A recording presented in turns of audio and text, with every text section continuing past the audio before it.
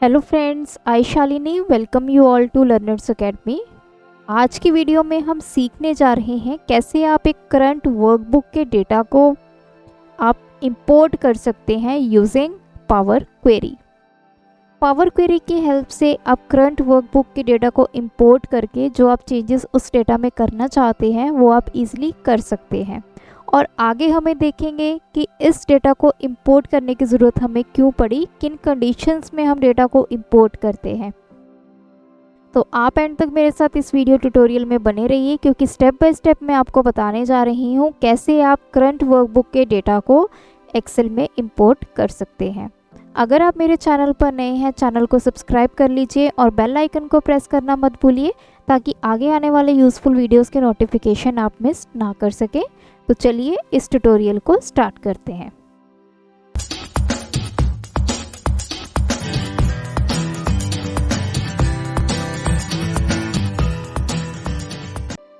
तो आप देख सकते हैं मेरे पास ये वर्कबुक है स्टूडेंट डेटा नाम से, और इसमें मेरे पास 3 शीट्स हैं, शीट 1, शीट 2 एंड शीट 3।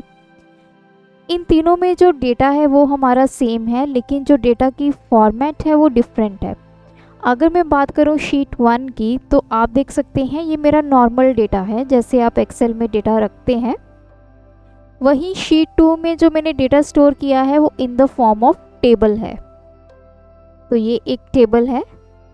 अगर मैं शीट 3 की बात करूं, तो मैं अगर अपना डेटा सिलेक्ट करती हूं तो आप देख सकते हैं ऊपर यहाँ पे आ रहा है डेटा। तो ये क्या है? एक्चुअल में मैंने इस डेटा को एक नेम्ड रेंज दी है जिसका नाम क्या है? डेटा। तो 3 डिफरेंट फॉर्मेट्स में मेरा डेटा पड़ा है। और अब हम देखते हैं कि इनको अगर हम पावर क्वेरी के थ्रू इंपोर्ट करते हैं तो क्या क्या डेटा में आप चेंजेस कर सकते हैं और किस तरह से आपका डेटा इंपोर्ट होता है, और हमें डेटा को इंपोर्ट करने की ज़रूरत क्यों पड़ेगी। सबसे पहले शीट 1 पे हूँ। शीट 1 पे किसी भी सेल पे आप क्लिक करेंगे, आप डेटा टैब में जाएंगे, गेट डेटा पे क्लिक करेंगे और यहाँ से आप सिलेक्ट करेंगे फ्रॉम अदर सोर्स, और यहाँ से आपको ऑप्शन मिलेगी फ्रॉम टेबल और रेंज। इस ऑप्शन को मैंने सिलेक्ट किया तो आप देख सकते हैं जो शीट 1 में मेरे पास डेटा था, जो नॉर्मल डेटा था, वो अब टेबल की फॉर्म में क्रिएट होने के लिए बोल रहे हैं। क्योंकि जब भी हम पावर क्वेरी में डेटा को इंपोर्ट करते हैं तो डेटा हमारा टेबल की फॉर्म में होना चाहिए। तो अगर मैं इसको ओके करूँगी तो डेटा टेबल की फॉर्म में कन्वर्ट हो जाएगा और उसके बाद आपका जो डेटा है वो इंपोर्ट होगा। तो इसको अभी मैं कर देती हूँ कैंसिल। वही मैं बात करूँ शीट 2, इसमें जो डेटा है ये ऑलरेडी टेबल की फॉर्म में है। तो अगर हम इसको इंपोर्ट करना देखें तो मैं यहाँ पे डेटा पे क्लिक करूँगी, दोबारा से gate data from other source, from table और रेंज। देखिए, तो अब हमारा वो फ्रॉम टेबल वाला जो डायलॉग बॉक्स है वो नहीं आया, क्योंकि ऑलरेडी डेटा को हमने टेबल में कन्वर्ट किया हुआ है। तो यहाँ पे आपका पावर क्वेरी एडिटर ओपन हो चुका है। जो मेरा टेबल का नाम था आप देख सकते हैं यहाँ पे लिखा आ रहा है टेबल 1। अगर मैं कोई और नेम अपने टेबल को दे देती तो वो सेम नेम आपका यहाँ पे डिस्प्ले होता। तो डेटा मेरा यहाँ पे आ चुका है। डेटा के ऊपर 2 स्टेप्स अप्लाई हुए हैं। सबसे पहला है सोर्स, जिसमें बताया जाता है कि आपका डेटा कहाँ से आया है, और दूसरा जो पावर क्वेरी ने यहाँ पे काम किया है वो है चेंज्ड टाइप। पावर क्वेरी ने देखा कि आपका डेटा किस तरह का है, उसके अकॉर्डिंग उसने उसको डेटा टाइप दे दिया है। जैसे आप यहाँ पे देख सकते हैं जो नेम है मेरे, उसको डेटा टाइप मिला है टेक्स्ट। वहीं क्लास है क्लास 1, इसके लिए डेटा टाइप है होल नंबर। इसी तरह बाकी कॉलम्स को भी जो डेटा टाइप है वो आपकी पावर क्वेरी ने ऑटोमेटिकली इसको दे दिया है। तो अभी मैं इसको करूँगी क्लोज। अब देखते हैं शीट 3 का डेटा। जैसे मैंने आपको बताया कि मैंने इसको नेम्ड रेंज दिया हुआ है जिसका नाम है डेटा। अब मैं इस तरह के डेटा को अगर पावर क्वेरी के थ्रू इंपोर्ट करना चाहती हूँ तो data, gate data from other source, from table and range. तो देखिए, इसने भी डेटा को टेबल की फॉर्म में नहीं कन्वर्ट किया, क्योंकि जो आपकी पावर क्वेरी होती है, अगर आपने कोई नेम्ड रेंज क्रिएट की होती है तो पावर क्वेरी उसको एज सच एक्सेप्ट करती है। तो यहाँ पे देख सकते हैं आपका नेम आ गया है डेटा, क्योंकि मैंने उस नेम्ड रेंज को डेटा नाम दिया था, तो इसका भी आपका नेम जो आया है वो है डेटा।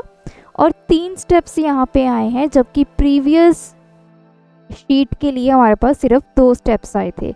यहाँ पे देखिए सबसे पहले है सोर्स, कहाँ से डेटा आया है, उसके बाद है प्रोमोटेड हेडर्स। अब आपके पावर क्वेरी एडिटर ने ये देखा कि कौन सी वैल्यू डिफरेंट है बाकी वैल्यूज से, जैसे एस नेम है, क्लास है, सेक्शन है, ये उसको डिफरेंट लगी, तो उसने उसको एज अ हेडर बना दिया है। और तीसरी जो चीज़ है वो है चेंज द टाइप।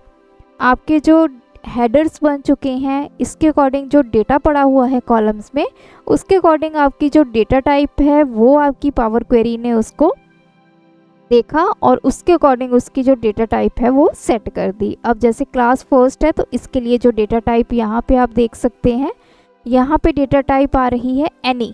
एनी क्यों आ रही है? क्योंकि उसको नहीं समझ में आया कि क्लास और 1 ये दोनों का क्या कॉम्बिनेशन है, तो इसलिए यहाँ पे जब चेंज्ड टाइप में जाएंगे तो उसने आप देख सकते हैं क्लास को जो डेटा टाइप दिया है वो है होल नंबर्स। तो 3 स्टेप्स में उसने अपना जो काम है पावर क्वेरी ने वो करके आपको डेटा डिस्प्ले कर दिया है।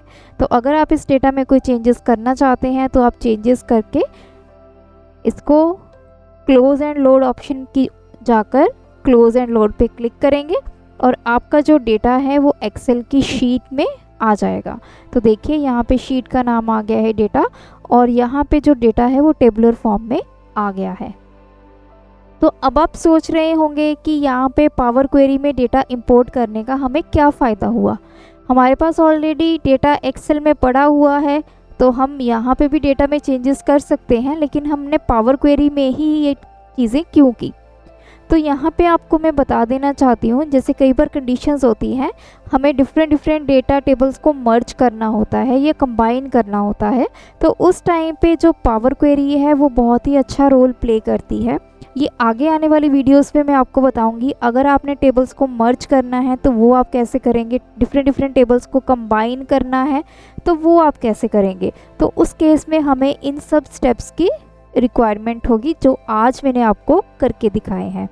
तो आई होप अब आपको एक करंट वर्कबुक में जो डेटा पड़ा हुआ है वो समझ में आया, कैसे आपने उसको एक्सेल की शीट में इंपोर्ट करना है। तो अगर आपको ये वीडियो अच्छी लगी हमें कमेंट करके ज़रूर बताइएगा। ऐसी और वीडियोस देखने के लिए चैनल को सब्सक्राइब कीजिए, वीडियोस को लाइक कीजिए, शेयर कीजिए। Thanks for watching my video, keep supporting us.